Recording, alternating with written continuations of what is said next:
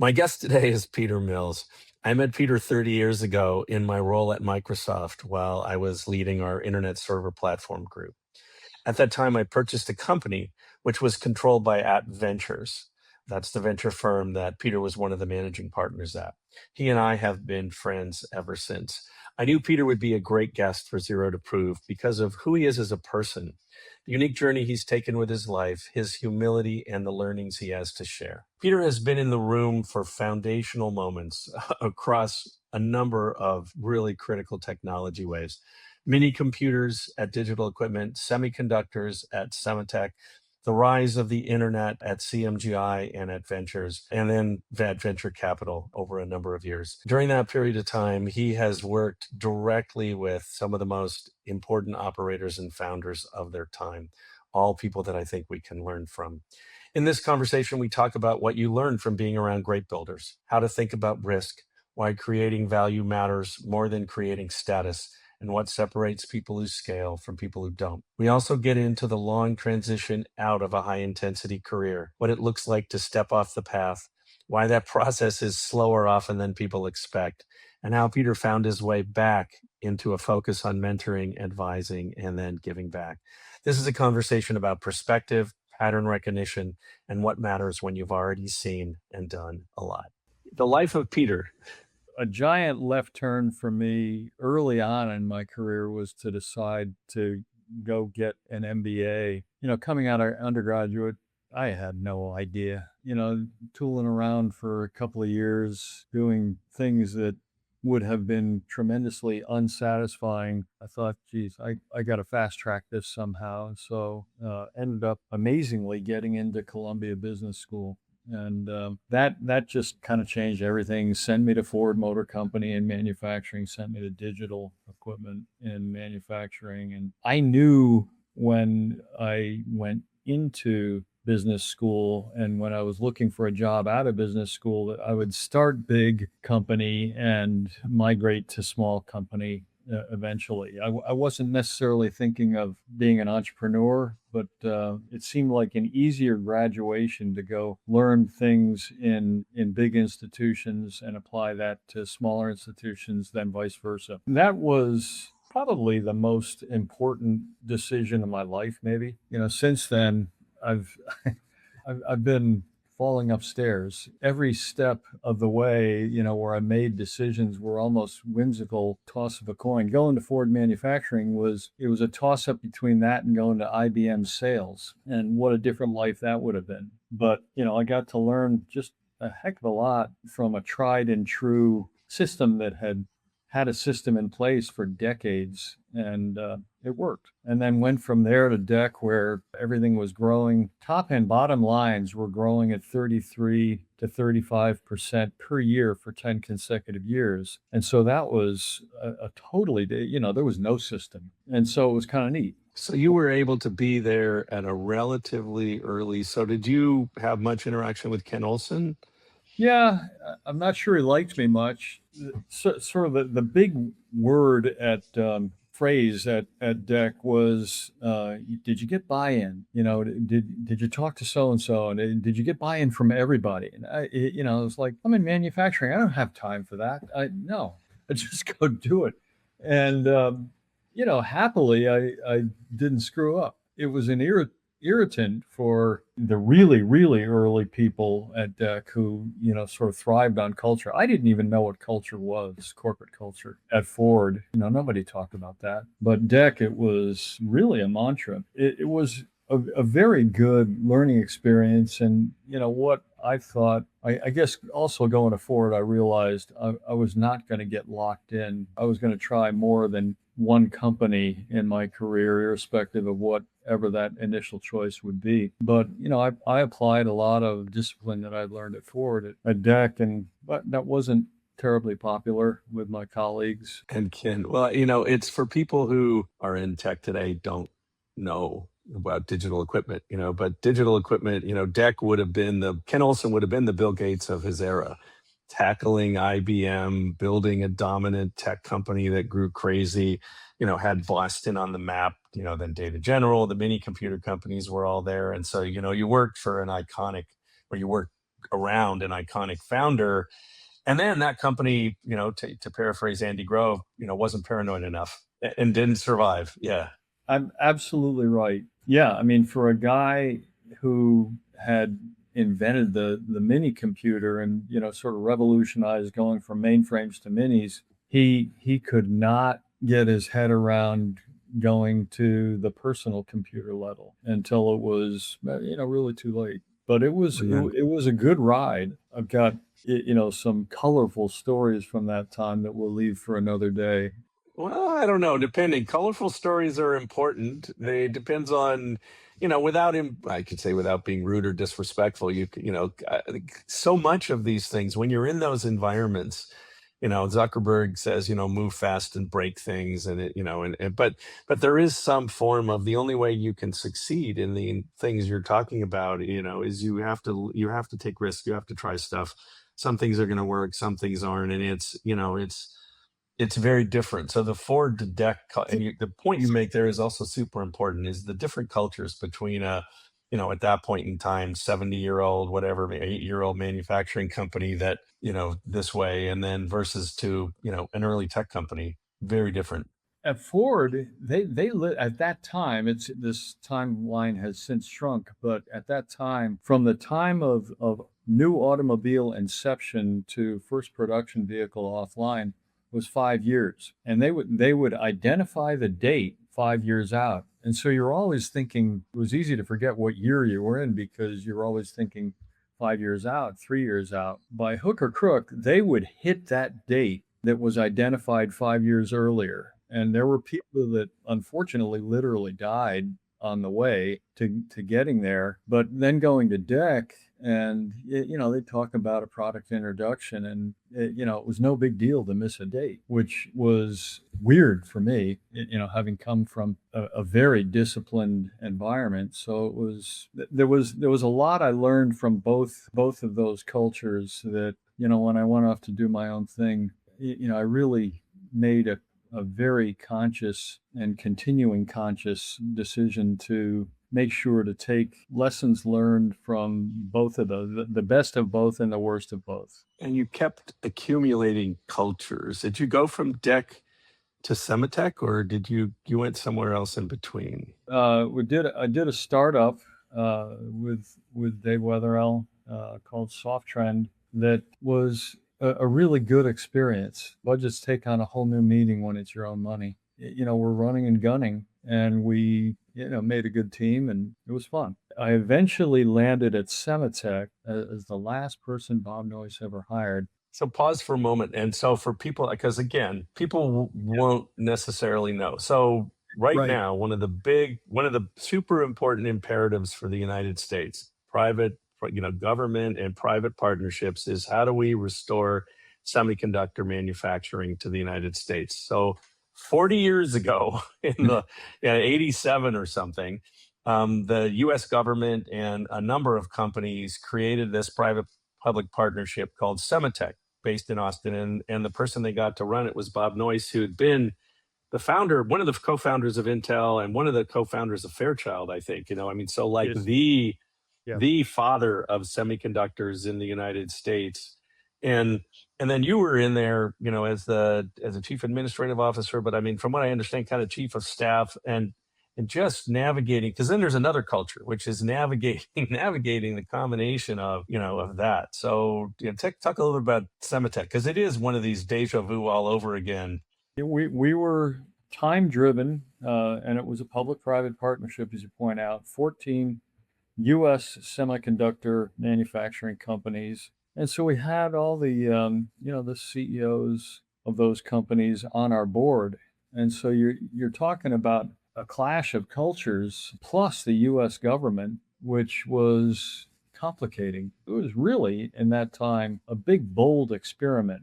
Charlie Spork, who had been with Bob at Fairchild, almost all these guys had their start at Fairchild. But, Bob went off and did Intel with Gordon Moore, and all these guys, Jerry Sanders, Charlie Spork, Wilf Corrigan, went off and did their respective companies. But they came up with this notion that, we're losing out to Japan. They're eating our lunch, and there's a case to be made for national defense as well as American competitiveness.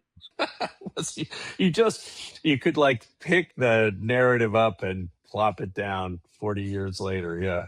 Yeah, pretty remarkable. But that was, Bob Noyce always said work should be something you want to do because it's incredibly rewarding to be that productive, but it should also be fun. And it was all of that. We were working like crazy, and it was a mission. We have to get back to restoring America's competitiveness in semiconductor manufacturing because so much relies on that in the world then and today, even more so.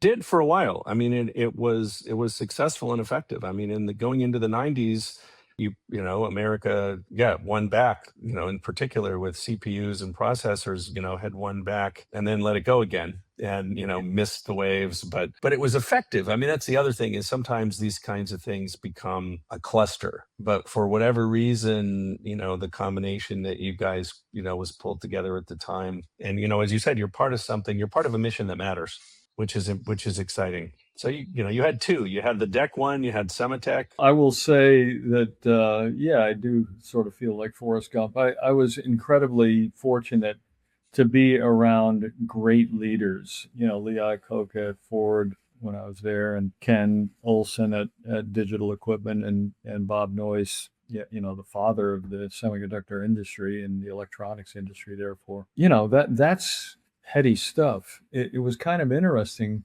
to be, where all my colleagues were semiconductor company founders. I always fancied myself as a young upstart. Then as they, slipped into retirement or passed away in the case of Bob, it was sort of an odd realization at some point to think, gee, I'm no longer the young upstart. I'm one of the deans.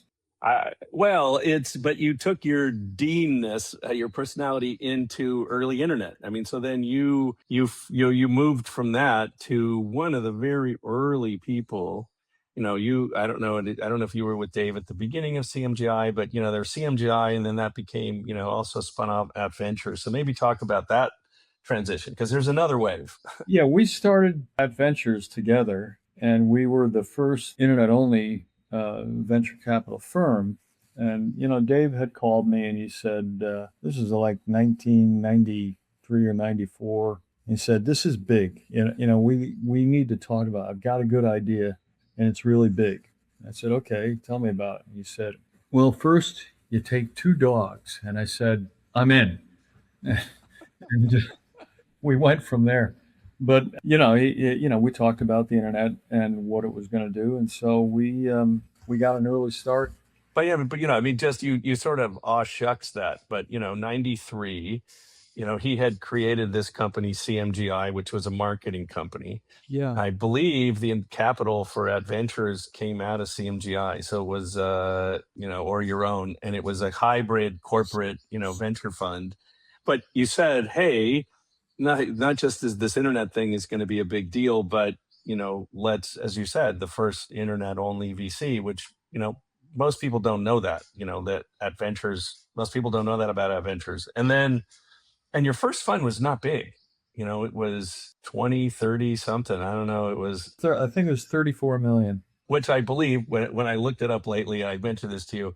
You were in the top 1% of all returns of internet funds in that first fund. Some insane, 50x, some 40, 50x, but yeah. It was a good ride. And sometimes magic works. We had fun doing it. There were an awful lot of people, again, as I mentioned earlier, I sort of fell upstairs along the way and kind of fell into different things. But, there were all kinds of people, colleagues of mine, in the hardware and electronics end of the tech industry that said, "Oh my God, you're really going to miss operations." But the way we modeled the venture firm was to be incredibly hands-on, so I didn't miss it at all. I was still having my hand heavily into operating. Yeah, well, that's how we met.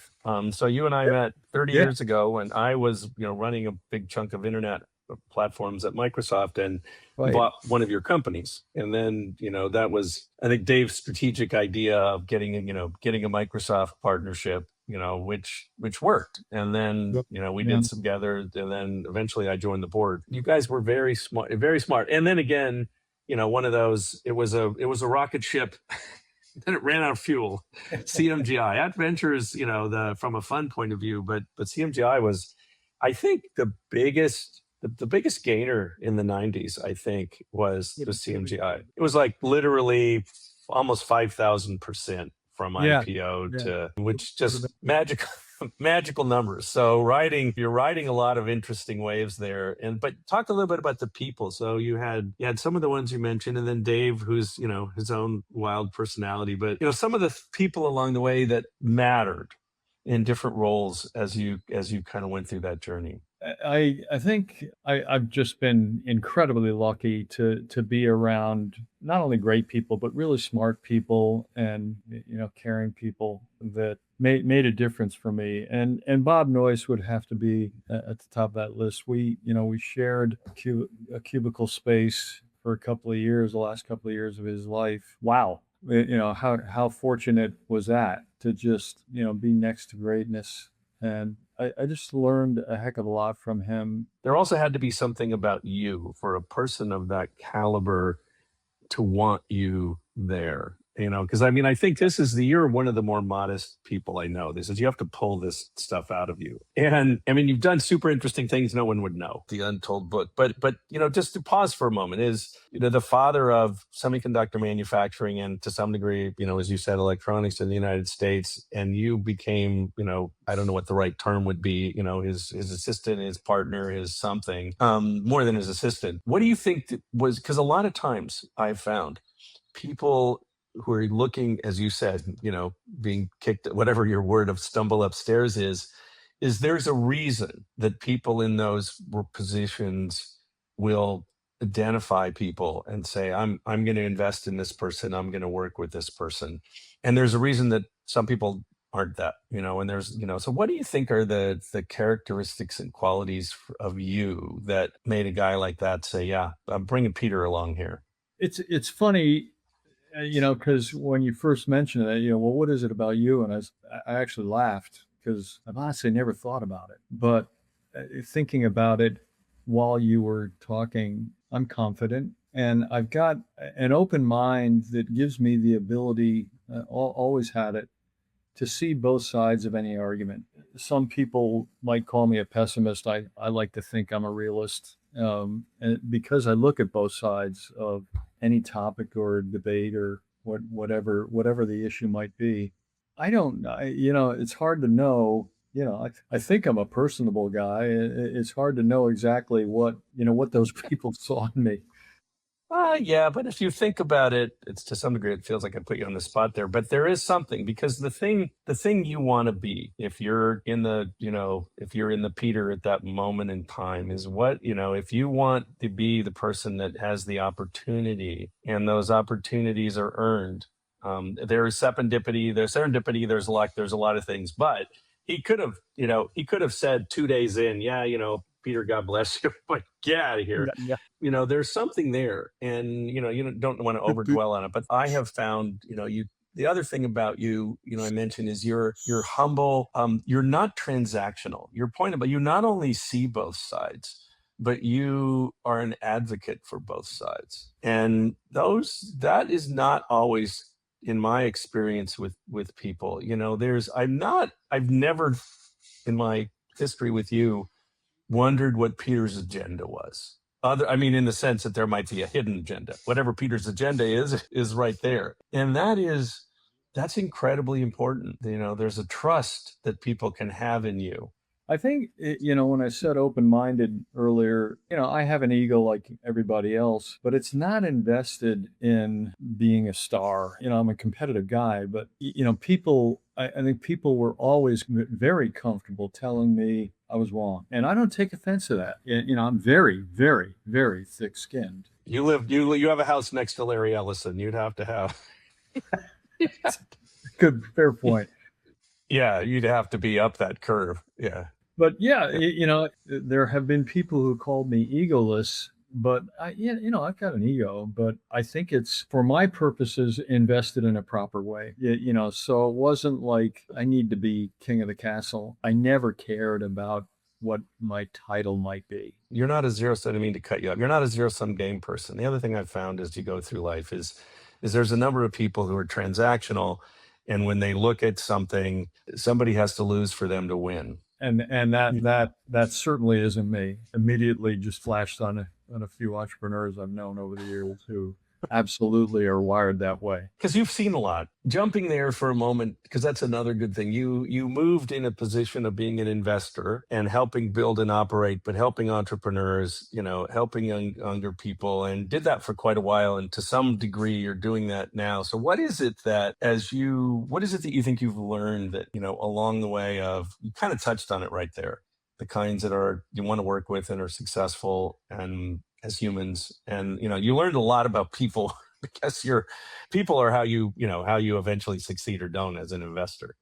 Yeah, the question was, what did you learn about people and Yeah. CEOs and leaders? Because you talked about some of the iconic great ones. You've also seen ones that weren't so great. So you've had a ringside seat to all Yeah. kinds of interesting dramas, from a corporate personal point of view. What have been some of the learnings along that way? I think it's building something is a reward unto itself. You want there to be lasting value. What I see entrepreneurs more latter day is they're thinking of it as I had this experience as an investor. They're thinking of it more as a job for themselves rather than actually just creating value.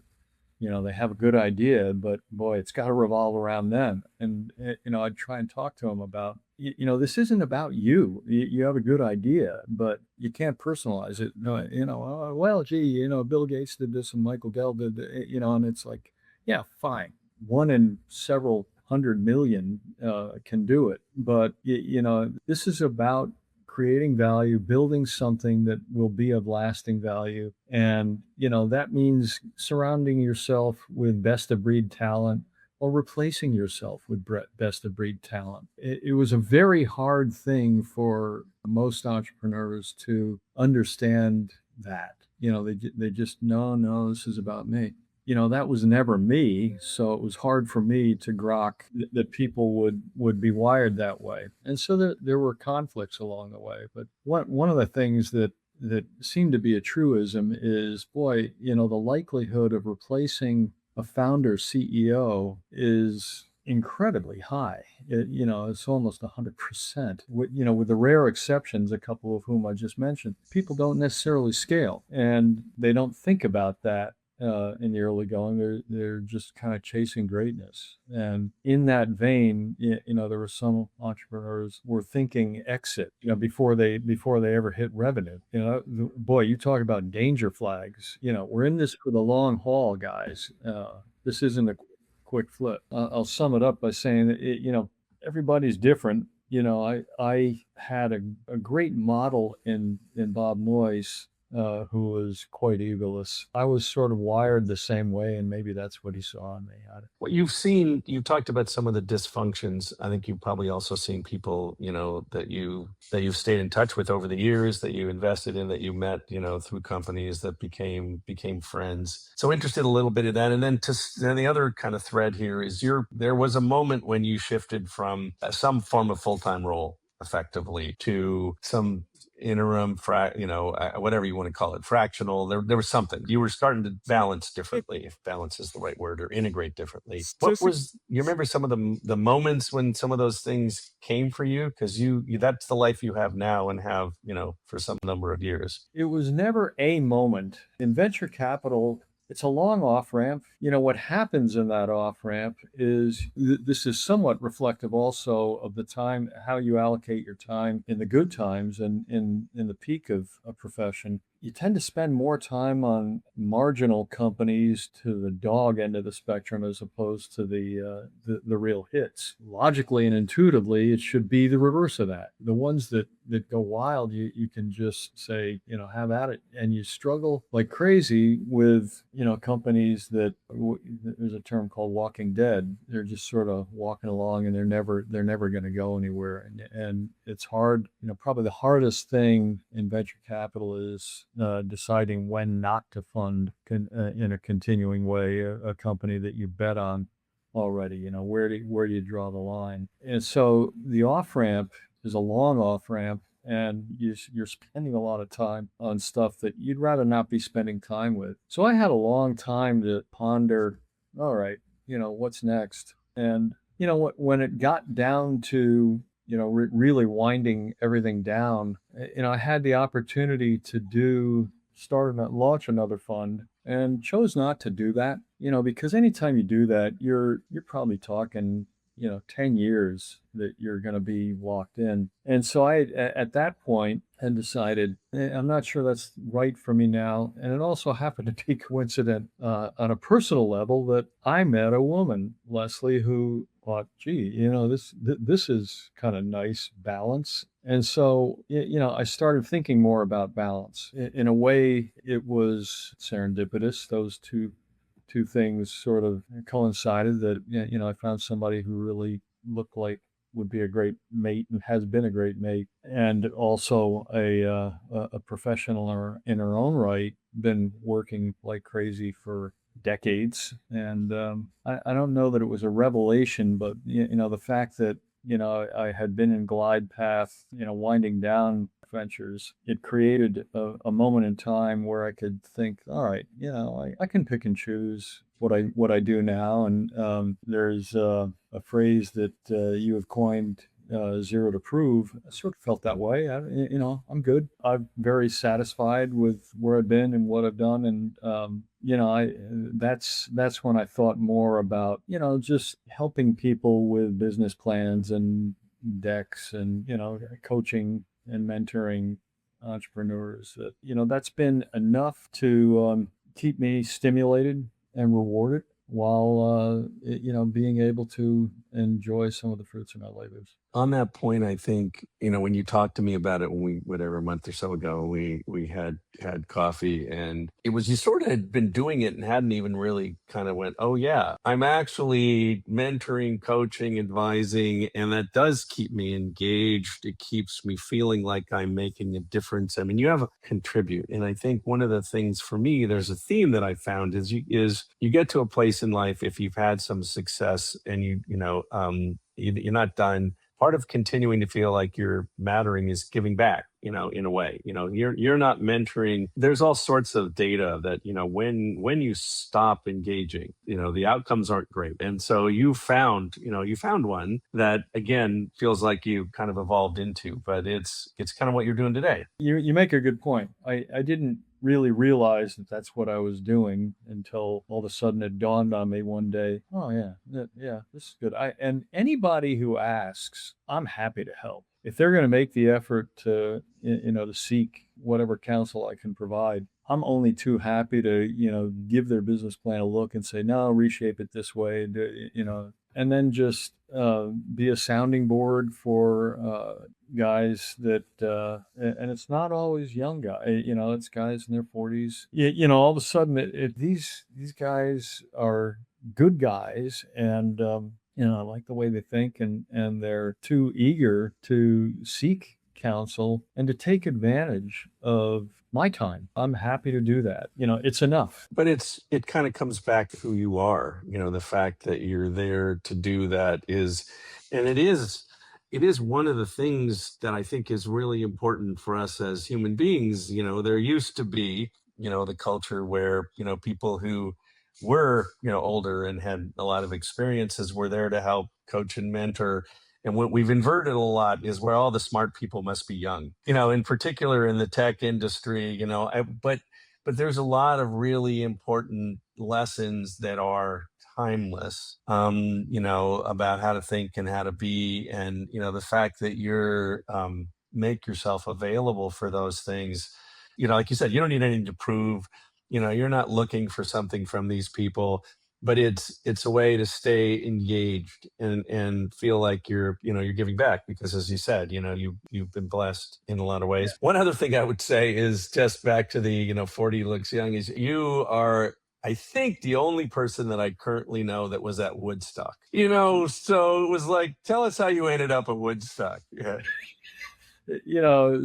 Story of my life. I just drove up there with some friends, and it was one of those. Hey, there's this concert. And so we bought tickets. We were among the 19,000 idiots out of the 350,000 that attended that actually bought tickets, and just high school buddies, and we drove there, and it was like, yeah, we got to do this. And I was like, yeah, okay, cool. Well, riding a different wave, there you go. It was, Yeah, but yeah. it's one of those moments. I don't remember seeing you in the movie, but yeah.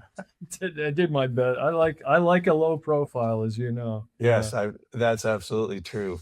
Well, look, thanks very much for your time. Do you have any kind of, as we've gone through this and you've thought about it, any kind of parting thoughts, for people? The point of doing this is, to some degree, my version of what we're talking about here is, I have come across a lot of remarkable people. I've been super fortunate, meet some really amazing people with a very diverse set of paths, all of And whom I think have the story that's relevant for people, from because so many people, I would say, without the details, aspire to get to the place, where you're at, which is, I got to a place in life where I'm at choice, and I can give back in a way that's satisfying for me, and I can have, I can integrate other things.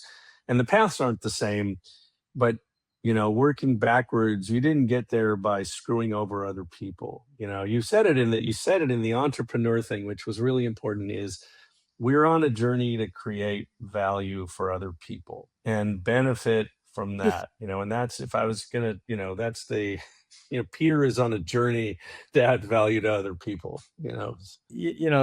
now, what I find is productive days matter. Productive can be defined in any number of ways. One of the things that I've found is, I can't believe how busy I am on personal stuff. It's like, how did I take care of all that stuff when I was working 70, 80 hours a week? There's boxes you got to check every day, every week We're in good. that regard. Yeah. But, also, helping, I like helping people who aspire to do something cool. So doing that, productive days matter. Well, because however many we have, they're numbered. You don't know what the number is, but they're not infinite. And so, well, look, thank you very much, Peter. It's always a pleasure. You're one of the little treasures in my life. And so, Sure, Jeff. but anyway, thank you so much.